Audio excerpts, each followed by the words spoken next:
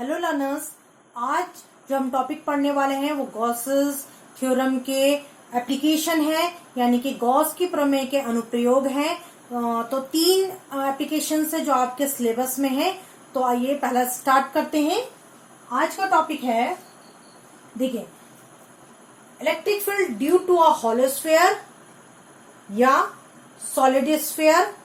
फिर यहां ध्यान दीजिएगा, हॉलो स्फीयर चाहे कंडक्टिंग हो या नॉन कंडक्टिंग हो, दोनों ही केस के लिए जो डेरिवेशन होगी वही होगी जो आज हम करने वाले हैं।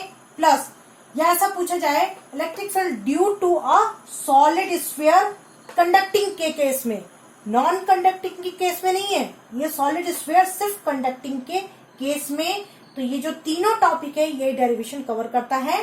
हिंदी के भी एक बार चेक कर लेते हैं। आवेशित, खोखले, गोलाकार, चालक, कुचालक, यानी कि जो गोला है वो खोखला है, चाहे वो चालक हो या कुचालक हो, ये डेरिवेशन दोनों के लिए ही अप्लाई होती है। प्लस या ऐसा पूछा जाए कि ठोस गोलाकार चालक हो, कुचालक नहीं, ठोस गोलाकार चालक के कारण अगर विद्युत क्षेत्र पूछा जाए तो भी यही डेरिवेशन होगी। तो यानी कि ये 3 टॉपिक को कवर करता है ये डेरिवेशन। ठीक है, तो आइए डेरिवेशन स्टार्ट करते हैं। सबसे पहले हम क्या करेंगे, स्फीयर को ड्रॉ करेंगे। ये स्फीयर हो गया। माना इसको हम प्लस क्यू आवेश देते हैं, तो आवेश देने से ये क्या करेगा, स्फीयर के चारों तरफ सरफेस पे इसका जो चार्ज होगा वो सरफेस पर रिसाइड करेगा, यानी कि सरफेस पे होगा, स्थित होगा सरफेस पे।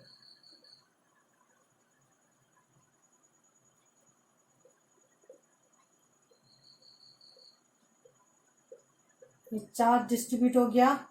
ठीक है, इस स्फीयर का रेडियस मान लेते हैं स्मॉल आर, यानी इस गोले की जो त्रिज्या है वो है स्मॉल आर। अब हम क्या करेंगे कि हम इलेक्ट्रिक फील्ड निकालेंगे इस स्फीयर के कारण, एक बाहरी बिंदु पर, एक सरफेस पे और एक इंटरनल पॉइंट पे, यानी कि एक एक्सटर्नल पॉइंट पे, एक सरफेस पे और तीसरा इंटरनल पॉइंट पे, बाहरी बिंदु पर, पृष्ठ पर और आंतरिक बिंदु पर। तो एक एक करके इसको देख लेते हैं।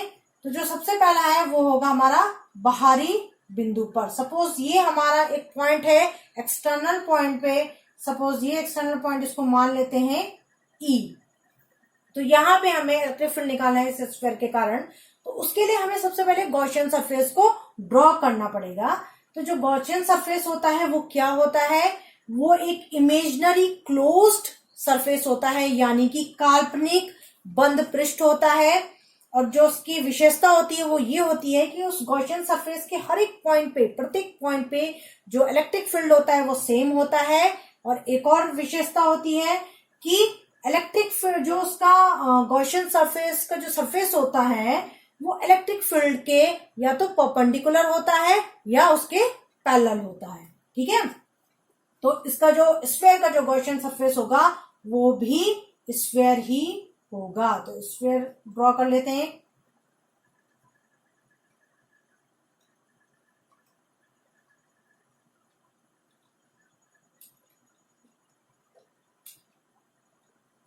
ठीक है, अब आपके दिमाग में थोड़ा ये आ सकता है कि हमने इस तरीके से स्फीयर ही क्यों ड्रॉ किया। उसको यहां देख लीजिए शॉर्ट में। देखिए ये चार्ज डिस्ट्रीब्यूट हो रखा है, जो इसका जो इलेक्ट्रिक फील्ड का डायरेक्शन होगा वो बाहर की तरफ होगा, रेडियली आउटवर्ड होगा। अब हम क्या करते हैं, उसको पॉइंट्स को जोड़ते हैं और जोड़ते जोड़ते जोड़ते जोड़ते जो हमें फिगर मिलेगी वो क्या मिलेगी, एक स्फीयर की मिलेगी। तो इस तरीके से हमने गॉसियन सरफेस को ड्रॉ किया। ठीक है, अब यहां मान लेते हैं छोटा सा सरफेस एरिया DS। ठीक है, और ये जो गॉसियन स्फीयर है, ये जो गाउसीय गोला है, इसकी त्रिज्या को मान लेते हैं कैपिटल R। ठीक है, इसकी त्रिज्या को हम मान लेते हैं कैपिटल R। तो यहां से यहां तक का जो त्रिज्या हो गई वो हो गई कैपिटल R। अब यहाँ पे जो इलेक्ट्रिक फील्ड का डायरेक्शन होगा वो बाहर की तरफ होगा, और जो DS एरिया वेक्टर का डायरेक्शन होगा वो भी बाहर की तरफ होगा। क्योंकि जो क्लोज सरफेस के लिए होता है वो एरिया वेक्टर का डायरेक्शन बाहर की तरफ होता है और नॉर्मल होता है, तो ये इसका डायरेक्शन भी बाहर की तरफ होगा।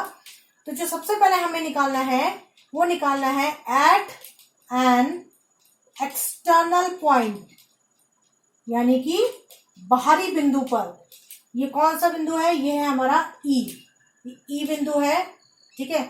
आप ई से कंफ्यूज हो सकते हो इलेक्ट्रिक फील्ड से, तो ई नहीं, इसको ओ सपोज करते हैं, ओ सपोज करते हैं, क्योंकि आप ई भी करेंगे तो आप सोचोगे ये इलेक्ट्रिक फील्ड है, तो इसको ई ना करके ओ सपोज करते हैं, ठीक है। हिंदी में हो गया ये बाहरी बिंदु ओ पर, ठीक है। अब देखिए एक छोटे से सरफेस से डीएस, जो छोटा सा सरफेस है उससे गुजरता हुआ जो इलेक्ट्रिक फ्लक्स होगा उसका फॉर्मूला ये होगा, ये हमने पहले पढ़ चुका है, E vector dot DS vector. और हमें अगर पूरे सरफेस से गुजरता हुआ अगर इलेक्ट्रिक फ्लक्स को निकालना हो, विद्युत फ्लक्स को निकालना हो, तो हम क्या करते थे? हम इंटीग्रेट करते हैं, क्लोज इंटीग्रेशन, क्योंकि क्लोज सरफेस है तो इसका इंटीग्रेशन यानी इसका, तो जब E vector dot DS vector.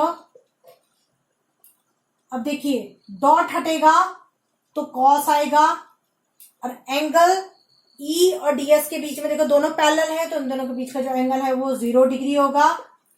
तो फाइनल हो गया ई डीएस, कॉस 0 की वैल्यू 1 होती है, तो फाई की वैल्यू आ गई, close integration E ds. Phi equals to Q upon epsilon naught, ये गॉस थ्योरम है, ठीक है। इन दोनों इक्वेशन को इक्वेट करेंगे तो हो जाएगा close integration E ds equals to Q upon epsilon naught. फिर इसको और सॉल्व करेंगे, देखिए ई कांस्टेंट होगा, बाहर आ जाएगा, अंदर बचेगा close integration ds equals to Q upon epsilon naught. इसको मिटा देती हूँ ऊपर,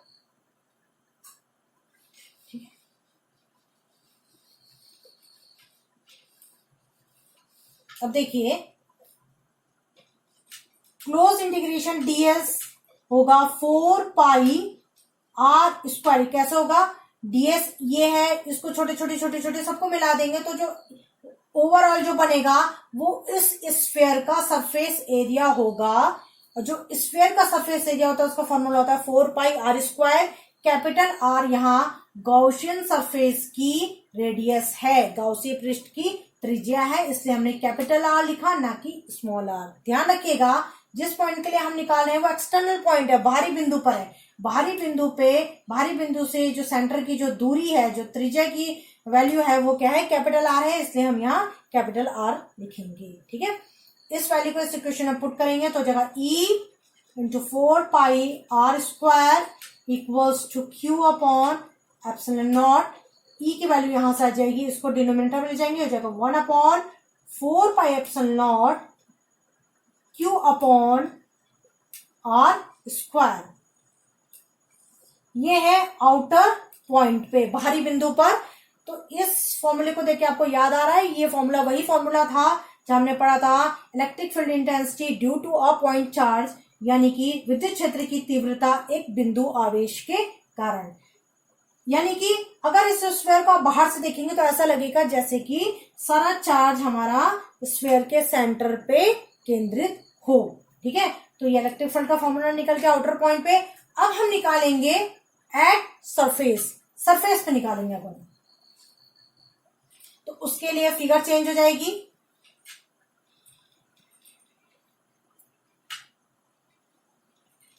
सरफेस पे निकालने के लिए ये आर भी नहीं चाहिए अब, क्योंकि यहाँ वैल्यू अलग हो जाएगी इसके लिए भी। इस पॉइंट पे सरफेस पे निकालना है हमने, ठीक है। ये सरफेस है तो यहाँ पॉइंट एक मान लेते हैं जहां हमें इस सरफेस पे निकालना है एस, ठीक है। इसको मिटा देते हैं। सेकेंड है हमारा एट द सरफेस एस, पृष्ठ एस पर, यानी यहां पे अब हमें स्फीयर के कारण इलेक्ट्रिक फील्ड का फॉर्मूला निकालना है। तो वो कैसे निकलेगा? देखिए यहां पे एक छोटा सा सरफेस एरिया ले लेते हैं ds। यहाँ पे जो इलेक्ट्रिक फील्ड का डायरेक्शन होगा वो बाहर की तरफ होगा, ds यानी एरिया वेक्टर का जो डायरेक्शन होगा वो भी बाहर की तरफ होगा। तो अब हम डायरेक्ट ये वाला फॉर्मूला यूज कर सकते हैं, E, क्योंकि इन दोनों के बीच का जो एंगल होगा वो भी 0 होगा, तो फाइनल जो वैल्यू आएगी वो यही आएगी। तो यहीं से हम इसको स्टार्ट करते हैं।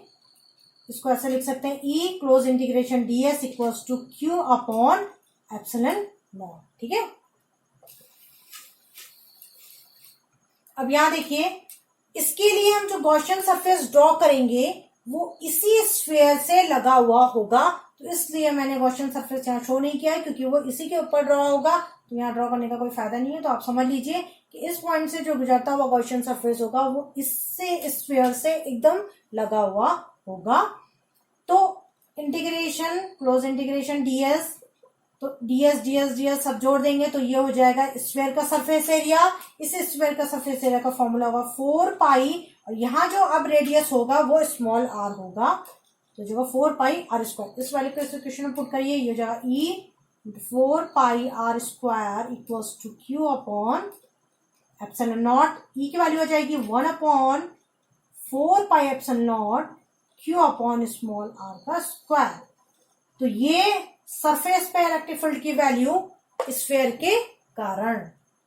ठीक है, तो ये हो गया सरफेस पे। अब हम निकालेंगे इंटरनल पॉइंट पे, यानी कि आंतरिक बिंदु पर। इसके लिए फिगर फिर चेंज होगी।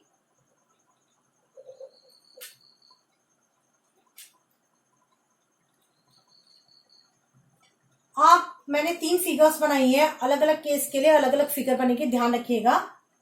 तो जो हम बनाएंगे वो होगा एट एन इंटरनल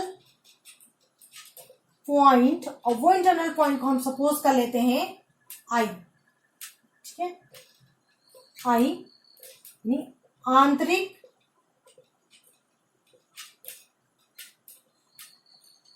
बिंदु I पर। ठीक है, अब हम यहां भी गॉसियन सरफेस ड्रॉ करेंगे जैसे हमने फर्स्ट केस में किया था, तो ये भी क्या होगा, स्फेरिकल ही होगा। यहां थोड़ा इसको नीचे लिख लेते हैं। ठीक है, तो ये हो गया हमारा गॉसियन सरफेस। यहां पर इसका ये जो नया गॉसियन सरफेस बना है वो स्फेयर है, नया स्फेयर है, तो इसकी जो रेडियस है उसको सपोज कर लेते हैं कैपिटल R। इसको सपोज कर लिया हमने कैपिटल R। तो इस केस में हम यहां पे जो हमने इससे पहले भी लिया था ऐसे डायरेक्ट, इसको डायरेक्ट ले सकते हैं। ठीक है, अब देखिए ये Q कौन सा Q था, ये Q वो वाला Q है जो क्लोज सरफेस के अंदर है। यानी कि हमने जब गॉस थ्योरम पढ़ा था तो हमने क्या पढ़ा था कि जो Q होता है वो क्लोज सरफेस के अंदर इनक्लोज चार्ज होता है। यहाँ जो क्लोज सरफेस हम ले रहे हैं ये गॉसियन सरफेस है, और इस सरफेस के अंदर जो इनक्लोज जो चार्ज है, इनक्लोज चार्ज हमारा क्या है, 0 है। यहाँ कोई चार्ज नहीं है, कोई चार्ज नहीं है, तो ये जगह E क्लोज इंटीग्रेशन ds, और इस पूरी की वैल्यू हो जाएगी 0। अब देखिए ये तो 0 हो नहीं सकता, तो क्या 0 होगा, E की वैल्यू 0 होगी। यानी कि अगर हम इंटरनल पॉइंट पे इस स्फीयर के कारण इलेक्ट्रिक फील्ड की वैल्यू निकालते हैं तो वो क्या होगी, 0 होगी। इसका मतलब है जो हॉलो स्फीयर होगा या फिर हमारा सॉलिड कंडक्टिंग स्फीयर होगा, यानी कि खोखला गोला होगा या ठोस गोला होगा चालक के केस में, तो जो अंदर आंतरिक पॉइंट पे, आंतरिक बिंदु पे, इंटरनल पॉइंट पे, जो स्फीयर के इंटरनल पॉइंट पे जो इलेक्ट्रिक फील्ड की वैल्यू होती है वो 0 होती है। तो ये 3 केस हमने आज देख लिए, एक्सटर्नल पॉइंट पे, सरफेस पे और इंटरनल पॉइंट पे। तीनों के फॉर्मूले भी हमने डिराइव कर लिए। तो ये बोर्ड एग्जाम के लिए इंपॉर्टेंट है। और मेन बात आप ये ध्यान रखिएगा, कई बार इन तीनों हेडिंग्स में से कोई एक हेडिंग से पूछ लिया जाता है और बच्चे कंफ्यूज होते हैं। ध्यान रखिएगा, हॉलो स्फीयर चाहे कंडक्टिंग हो या नॉन कंडक्टिंग हो, या फिर सॉलिड कंडक्टिंग स्फीयर हो, तीनों केसेस में यही डेरिवेशन होगी। फिर हिंदी में देख लेते हैं, खोखला गोला होगा। अगर एग्जाम में पूछा जाएगा खोखला गोले के बारे में, चाहे चालक हो चाहे कुचालक हो, यही डेरिवेशन होगी। या फिर ठोस गोला पूछा जाए जो कि क्या हो, चालक हो, उसके लिए भी यही डेरिवेशन होगी। जनरली बच्चे क्या करते हैं कि हेडिंग से भी कंफ्यूज हो जाते हैं। डेरिवेशन तो आती है लेकिन हेडिंग चेंज आ जाती है तो बच्चे कंफ्यूज हो जाते हैं। तो ध्यान रखिएगा ये तीनों हेडिंग्स सेम डेरिवेशन को कवर कर रही है। ठीक है, तो आज के लिए इतना ही। नेक्स्ट क्लास में अब हम नेक्स्ट टॉपिक के साथ, नेक्स्ट गॉस थ्योरम के एप्लीकेशन के साथ फिर मिलेंगे। तब तक गुड बाय।